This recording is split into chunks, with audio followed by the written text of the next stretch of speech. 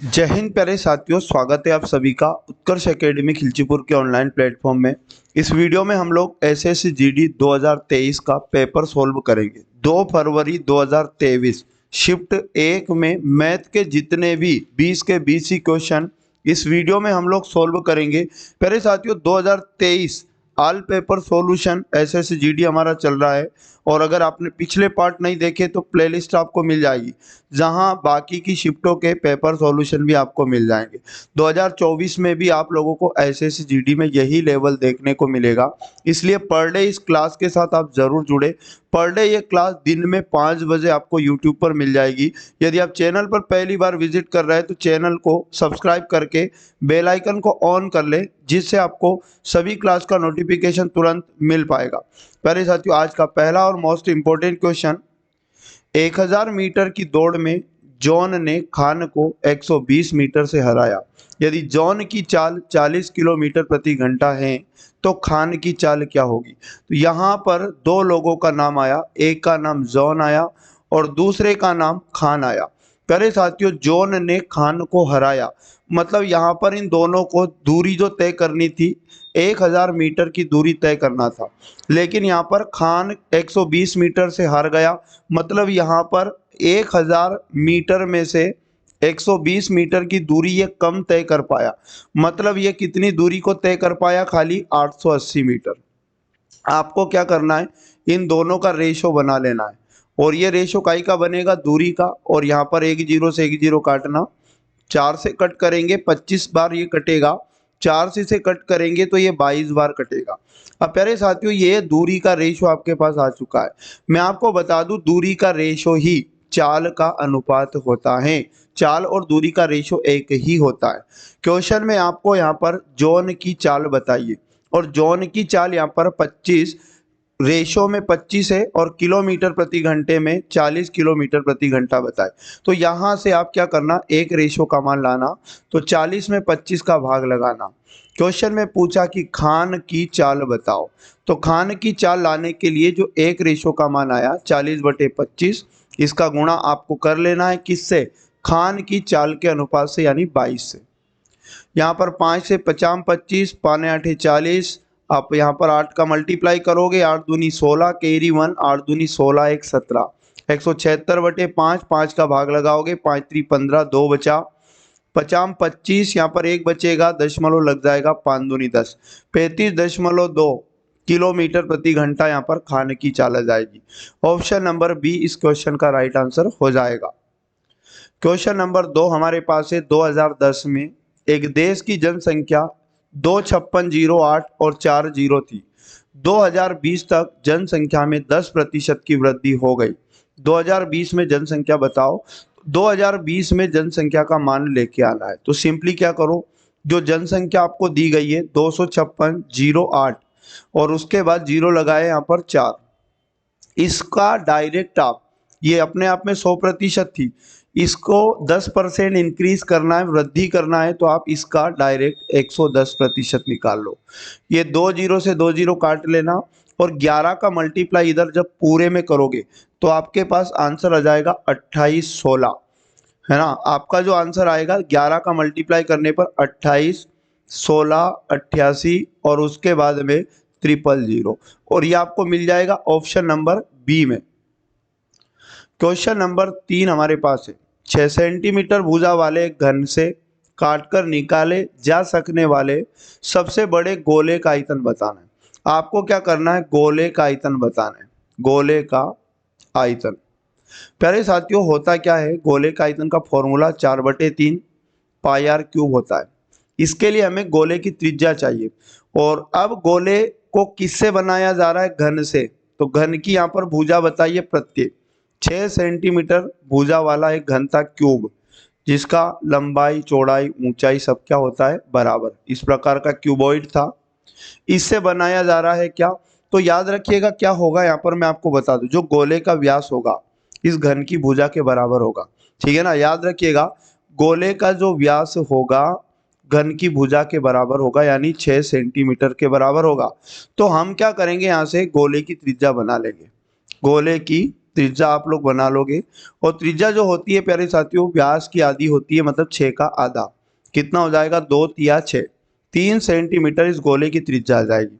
बस गोले के आयतन में वैल्यू पुट कर देंगे यहाँ पर, तो बन जाएगा हमारा 4/3। पाई का वैल्यू होता है 22/7। और आर का क्यूब करना है, मतलब 3 का क्यूब। आर फॉर त्रिज्या, त्रिज्या कितनी निकाली हमने 3, तो 3 का क्यूब करेंगे, मतलब 3 का 3 टाइम मल्टीप्लाई कर देंगे। 3 से ये 3 कट जाएगा, या 22 का गुणा 4 से करोगे 88, और 3 गुणा 3 हो जाएगा 9, और बटे में आ जाएगा 7। 9 का गुणा इधर आप 88 से करना, तो आपके पास आ जाएगा 792। और उसके बाद इसमें भाग लगाना है 7 का, तो आपका उत्तर दशमलव में आ जाएगा 113.14 सेंटीमीटर क्यूब में ये गोले का आयतन आ जाएगा। ऑप्शन नंबर ए इसका राइट आंसर हो जाएगा। क्वेश्चन नंबर 4 हमारे पास दिया है 7 सेंटीमीटर व्यास के गोले का आयतन ज्ञात कीजिए। फिर से गोले का व्यास दिया है, व्यास दिया क्वेश्चन में 7 सेंटीमीटर। और मैं आपको बता दूं त्रिज्या जो होती है व्यास की आधी होती है, आर फॉर रेडियस। तो 7 का आधा कर दो तो ये त्रिज्या आ जाएगी इस गोले की। फिर से हमें गोले का आयतन बताना है, और गोले का आयतन का फॉर्मूला वही 4/3 पाई आर क्यूब होता है। यहाँ पर वैल्यू पुट कर दो, 4/3 पाई की जगह आपको 22/7 पुट कर देना है, और आर का क्यूब करोगे मतलब 7/2 का क्यूब करना है, मतलब इसका 3 बार गुणा हो जाएगा 7/2। ठीक है, यहाँ पर कट कर लेना, जैसे ये 7 से 7 कट जाएगा, 2 गुणा 2 4 होगा, 4 से 4 कटेगा, 2 से कट करेंगे तो यहाँ पर ये 22 का 11 बन जाएगा। अब हमारे पास 7 गुणा 7 गुणा 11, आप क्या करना 7 गुणा 7 मल्टीप्लाई 11, और इसमें जो आएगा उसमें 3 का भाग लगा देना, तो दशमलव में आपका आंसर निकल के आ जाएगा। ये गुणा करने पर 539 आएगा, 539, और भाग लगाना 3 का, तो दशमलव में उत्तर आ जाएगा 179, 179 और 0.67 लगभग आ जाएगा आपका आंसर। ऑप्शन नंबर बी में आपको ऑप्शन देखने को मिल जाएगा। क्वेश्चन नंबर 5 हमारे पास है, एक मोबाइल फोन का अंकित मूल्य क्वेश्चन में दिया 16,500 है। इस पर 8% की त्योहार छूट दी जाती है। इसके अलावा नगद भुगतान के लिए 5% की दूसरी छूट दी जाती है। मोबाइल फोन खरीदने के लिए किया जाने वाला नगद भुगतान रुपये में कितना होगा? छूट हमेशा अंकित मूल्य पर दी जाती है। तो आपको क्या करना है, 16,500 एमआरपी अंकित मूल्य था, 8% की छूट मिलेगी, तो इसका जो सेलिंग प्राइस बनेगा प्रतिशत में 92% निकालना। लेकिन याद रखिएगा नगद भुगतान के लिए 5% एक्स्ट्रा मिलेगा, तो फिर आपको 95% फिर से निकालना। अब यहाँ पर ये 2 जीरो से 2 जीरो काट देना, और यहाँ पर 5 से काटेंगे, 5 एकम 5, 5 9 45, और यहाँ पर 5 से ये 20 बार कट जाएगा। ठीक है, 4 से कट करेंगे, 4 पंज 20, 4 दूनी 8, 4 3 12, और 5 का भाग इधर लगाओगे, 5 3 15, 5 3 15, इन सब का मल्टीप्लाई कर लेना जो बचेगा इसका, तो आपका डायरेक्ट उत्तर आ जाएगा 144.21। 144.21 आपको ऑप्शन नंबर बी में देखिएगा करेक्ट आंसर मिल जाएगा।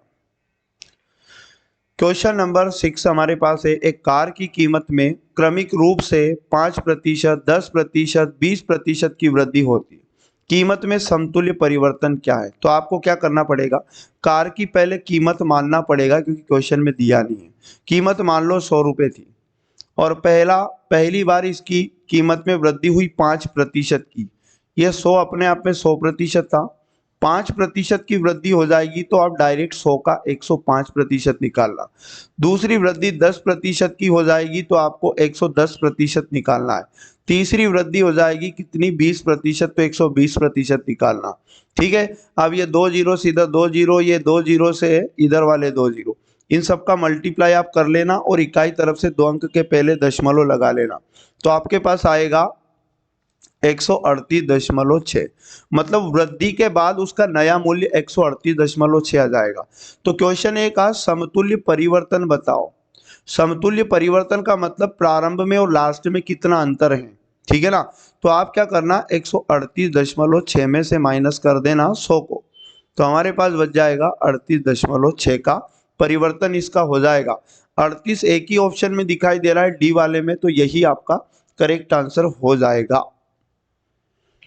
क्वेश्चन नंबर 7, एक महिला 75 किलोमीटर प्रति घंटे की चाल से कार द्वारा एक निश्चित दूरी तय करती है और तुरंत उसी कार से 100 किलोमीटर प्रति घंटे की चाल से प्रारंभिक बिंदु पर लौट आती है। कार की औसत चाल क्या होगी? दो चालें क्वेश्चन में बताइए और दो चालों के केस में अगर आपको औसत चाल लाना हो, दो चालें अगर बताई हो, दूरी समान हो, तो औसत चाल लाने के लिए 2xy और बटे में x प्लस वाई करना है। x प्लस वाई, 2 का मान 2 ही रखोगे, x का मान क्या होगा? जिस चाल से उसने प्रारंभ में यात्रा करी 75, और गुणा y का वैल्यू कितना हो जाएगा बाद में जिस चाल से वापस लौट कर आई, और बटे में x और y का मान जोड़ दोगे, मतलब 75 में हम 100 को जोड़ देंगे तो 175 बन जाएगा। अब इसे आप काट लोगे तो 25 या 75, 25 से काटोगे यहाँ पर तो 25 साते 175, यहाँ ऊपर वाले का मल्टीप्लाई करना, 3 दूनी 6, 6 गुणा 100 600 हो जाएगा। 600 में 7 का भाग लगाना, दशमलव में आंसर या सही बटे में आंसर लेके आ जाना। 85 सही, 5/7 किलोमीटर प्रति घंटा उसकी औसत चाल आपको मिल जाएगी। ऑप्शन नंबर बी इस क्वेश्चन का राइट आंसर हो जाएगा। क्वेश्चन नंबर 8, ए 1 घंटे में 11 बेंच की मरम्मत करता है और बी 1 घंटे में 5 बेंच की मरम्मत करता है। वे दोनों मिलकर एक साथ काम करते हैं तो निर्धारित करें कि 64 बेंचों की मरम्मत में उन्हें कितना समय लगेगा। अब मेरी बात को समझो, यहाँ पर ए का भी 1 घंटे का काम दिया, 11 यूनिट काम करता है, और बी का भी 1 घंटे का काम दिया कि ये 5 यूनिट काम करता है। तो दोनों मिलकर 1 घंटे में कितना काम करेंगे? तो 11 + 5, 11 में 5 जोड़ें तो 16 यूनिट काम दोनों 1 घंटे में करते हैं। तो यहाँ पर क्वेश्चन ने कहा कि 64 बेंचों की मरम्मत करने में कितना समय लगेगा। तो फिर से दोनों के द्वारा अगर 64 बेंचों की मरम्मत किया जाए तो 16 का भाग लगा देना, 16 चूंकि 64 यानी कि 4 घंटे का समय इनको लग जाएगा। ऑप्शन नंबर सी आपका करेक्ट आंसर आपको मिल जाएगा।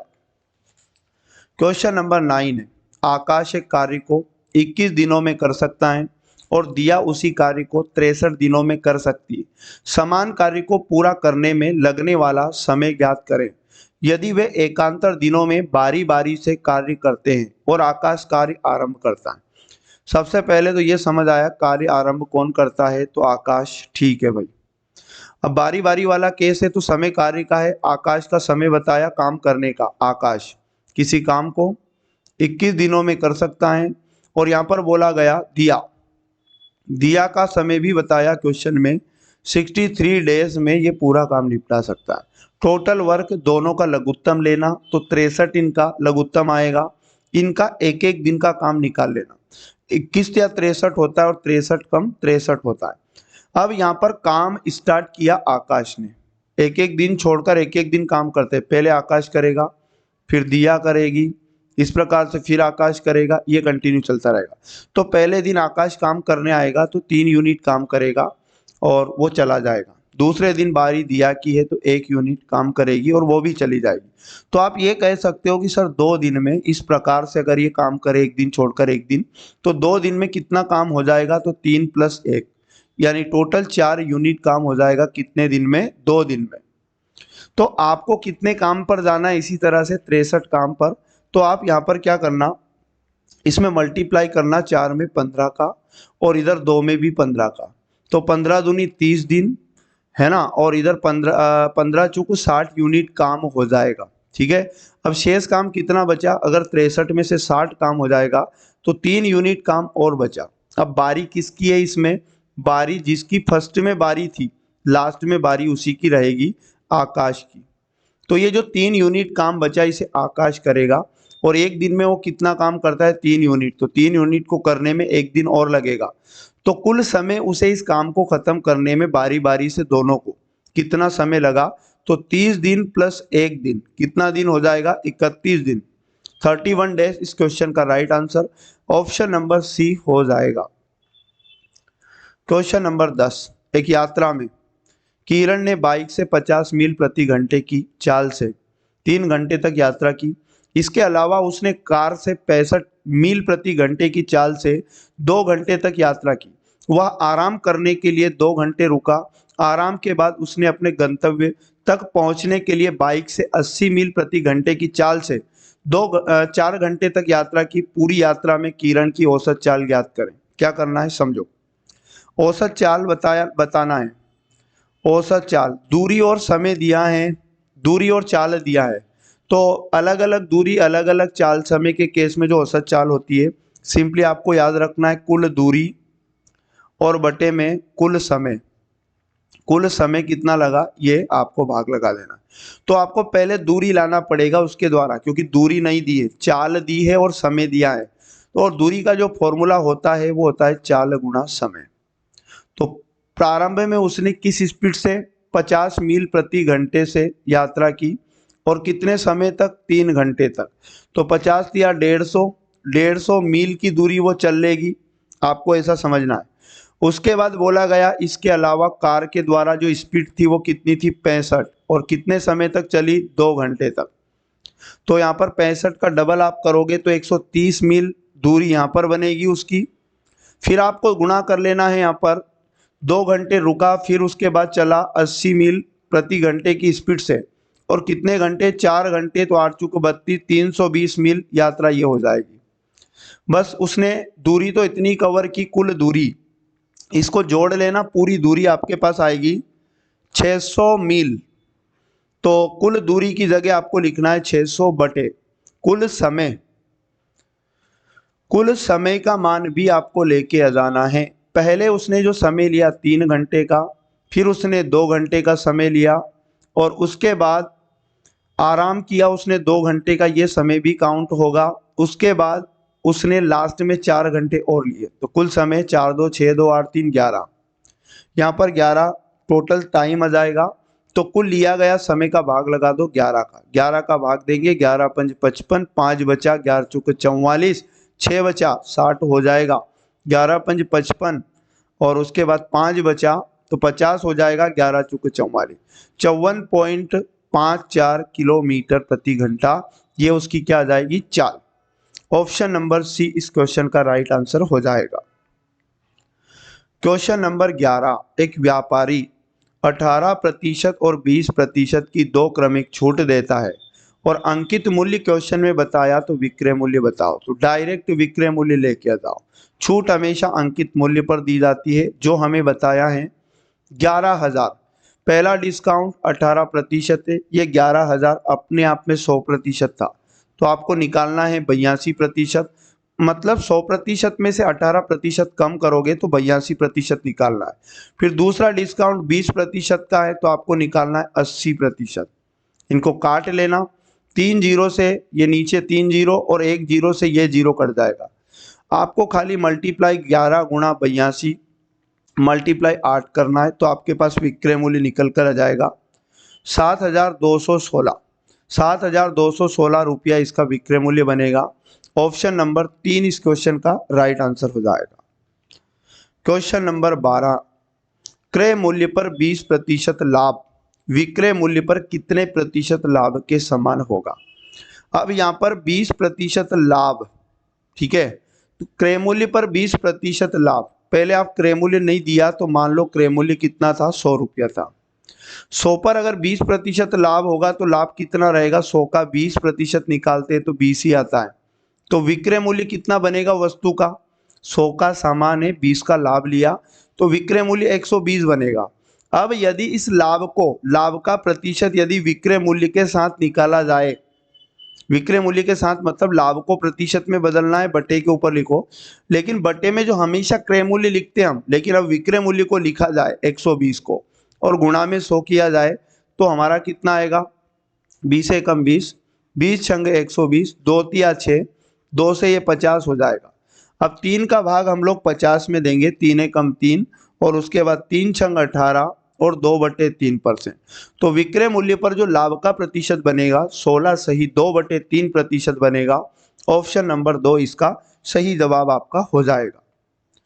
क्वेश्चन नंबर 13, यदि 8 एवं 24 का तीसरा अनुपाती ए है, ठीक है, क्वेश्चन के अनुसार अपन क्या करते हैं, 8 और 24 का तीसरा अनुपात निकालते हैं, मतलब तृतीयानुपाती, और 2 वैल्यू के केस में सी का मान क्या होता है, a/b बराबर b/c में वैल्यू पुट कर दो। सी का वैल्यू तो चाहिए हमें, तो ए और बी का मान 8 24 को मानेंगे, तो 8/24 बराबर बी का मान फिर से 24 और बटे में सी। क्रॉस मल्टीप्लाई करके सी का मान लाओगे तो 24 का मल्टीप्लाई तो 24 से होगा और डिवाइड में आ जाएगा 8, 8 तिया 24 और सी का मान आ जाएगा 24 तिया 72। सी का मान 72 आ जाएगा तृतीय अनुपाती, लेकिन उसने बोला तृतीय अनुपाती को नाम दिया ए, और ए का मान हम कितना मान लेंगे 72। बस इतना सा करना था। फिर उसने बोला 4 एवं 6 का मध्यानुपाती। ठीक है, तो आप क्या करो, 4 6 का मध्यानुपाती, 4 एवं 6 का नहीं, माफ करना 16 का मध्यानुपाती आपको निकालना है। तो फिर से यही चीज काउंट होगी, ए बटे बी बराबर बी बटे सी। यहाँ बी का मान लाना है तो ए सी का मान रख देंगे 4 16 को, 4 बटे बी बराबर फिर से बी के स्थान पर बी और सी की जगह 16 यानी 16। क्रॉस मल्टीप्लाई करेंगे तो बी स्क्वायर बराबर 4 गुणा 16 बनेगा। बी का मान हमें लाना होगा तो इधर रूट हटेगा तो वर्ग हटेगा तो रूट लग जाएगा 4 गुणा 16 पर, तो b बराबर बाहर आ जाएगा 2 गुणा 4, क्योंकि 2 का वर्ग 4 होता है और 4 का वर्ग 16, तो b का मान आ जाएगा 4 दूनी 8। और याद रखिएगा मध्यानुपाती को नाम दिया उसने b, तो b का मान हमारे पास 8 आ चुका है। ठीक है, क्वेश्चन ने ये कहा कि a बटे b का मान बताओ। a का मान कितना 72 माना था और b का वैल्यू कितना आया 8। 72 में 8 का भाग देंगे, 8 9 जा 72, 9 इसका correct answer option number C हो जाएगा। क्वेश्चन नंबर 14 है भैया, इसमें तृतीय अनुपाती ज्ञात करना है, मतलब वही दो मान दिए हैं तो कंसेप्ट अभी पीछे यूज कर चुके हैं, a बटे बी बराबर c बटे डी, इसमें c का मान बताना है। ठीक है, माफ करना c बटे डी नहीं होगा, आपको खाली a बटे बी और फिर से b बटे सी। जब दो मान दिए जाए तो a बटे बी और b बटे सी, और 3 मान के केस वाला ऊपर वाला हो जाएगा, तो हम नीचे वाला यूज करेंगे a b b c, जिसमें c का मान चाहिए तो ए बी का मान 0.1 और 0.12 को मान लेंगे। ए की जगह लिखेंगे 0.1 बटे में b का मान मानेंगे 0.12 बराबर फिर b का मान लिखेंगे 0.12 और बटे में c का मान लाना है। इनका क्रॉस मल्टीप्लाई कर लेंगे तो c बराबर कितना बनेगा 0.12 गुणा 0.12 और इधर भाग में आ जाएगा 0.1, ये पॉइंट हटेगा नीचे 2 जीरो, ये पॉइंट हटेगा नीचे फिर से 2 जीरो, ये नीचे का पॉइंट हटेगा ऊपर 1 जीरो, 1 जीरो से 1 जीरो काट देना। सी बराबर 12 मल्टीप्लाई 12 करोगे 144, बटे में कितने जीरो बच गए 2 और 1 3, तो इकाई तरफ से 3 अंक के पहले दशमलव लगा देना और सी का वैल्यू 0.144। ऑप्शन नंबर बी इस क्वेश्चन का राइट आंसर हो जाएगा। क्वेश्चन नंबर 15, मुझे 70 रुपये पर 70 पैसे का लाभ प्राप्त होता है, मेरा लाभ का प्रतिशत बताओ। तो लाभ का प्रतिशत लाभ बटे, जिस पर भी लाभ हुआ उसे बटे में लिखेंगे, तो बटे में आएगा 70 रुपये और गुणा में 100 करोगे। लेकिन देखो ऊपर पैसे हैं नीचे रुपए हैं, तो नीचे वाले रुपए में 100 का गुणा करोगे तो ये 70 रुपये भी पैसे में कन्वर्ट हो जाएंगे, जिससे 2 जीरो से 2 जीरो कटेगा, 70 से 70 कट जाएगा और 1% का मुझे लाभ हो जाएगा। ऑप्शन नंबर 4 इस क्वेश्चन का राइट आंसर हो जाएगा।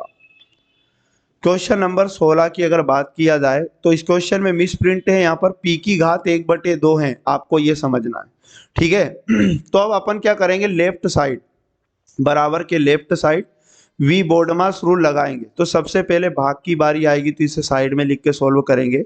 3 3 9 और 1 हो जाएगा 10/3 और फिर भाग लगाए तो 6 7 42 और 3 हो जाएगा 45, 45/7। इसे सोल्व कैसे करेंगे, तो यहाँ लिखेंगे 10/3, ये भाग का हो जाएगा गुणा और ये अगली फ्रैक्शन पलट जाएगी, मतलब 7 बटे कितना हो जाएगा यहाँ पर 45। 5 से काटेंगे 5 दूनी 10 और 5 9 45, ऊपर हमारे पास 7 गुणा 2 14 और नीचे आ जाएगा 9 गुणा 3 27। तो भाग को सोल्व करने पर 14/27 आया। भाग के बाद बारी आती है गुणा की, तो सारी चीज गुणा में है, सही बटे को भी तोड़ लेंगे। तो भाग की जगह तो हमें लिखना होगा 14/27। ठीक है, मल्टीप्लाई लिखा है, ये सही बटा तोड़ो, 2 एकम 2 और 1 3/2, फिर मल्टीप्लाई लगाएंगे 7 या 21 और 1 कितना हो जाएगा 22 बटे में 7 और बराबर में लिख लेंगे हम p की पावर 1/2। ठीक है, तो यहाँ पर इन्हें काट लो जो कट रहा है, 3 से 27 कटेगा 9 बार, और उसके बाद यहाँ पर 14 कटेगा 7 से 2 बार। 2 से ये 2 भी कट जाएगा। अब हमें क्या करना है, ऊपर तो हमारे पास 22 बचा और बटे में हमारे पास 9 बचा, और बराबर की इधर p की पावर 1/2 है। हमें p का मान लाना है तो ये पावर हटाना पड़ेगी। तो इधर 22/9 जो है इस पर इस घात का इन्वर्स हो जाएगा, मतलब ये घात इधर आके पलट जाएगी, मतलब 2/1 हो जाएगी। तो इनका वर्ग कर देंगे अब डायरेक्ट। 22 का वर्ग होता है 484, 484 और 9 का स्क्वायर होता है 81, और यही हमारे पास p का वैल्यू आ जाएगा। तो p is equal to 484/81। Option number B इस क्वेश्चन का राइट आंसर आपको मिल जाएगा। क्वेश्चन नंबर 17 है, यदि ब्याज की दर पहले वर्ष के लिए 16%, दूसरे वर्ष के लिए 20% वार्षिक और तीसरे वर्ष के लिए 15% वार्षिक है तो 15,000 रुपये पर 3 वर्षों के लिए चक्रवृद्धि ब्याज बताओ। मूलधन दिया है 15,000 रुपया।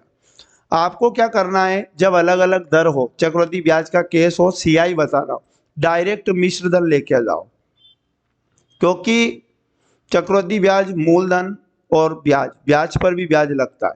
तो पहले साल तो ब्याज 15,000 पे लगेगा, कितना, 16%।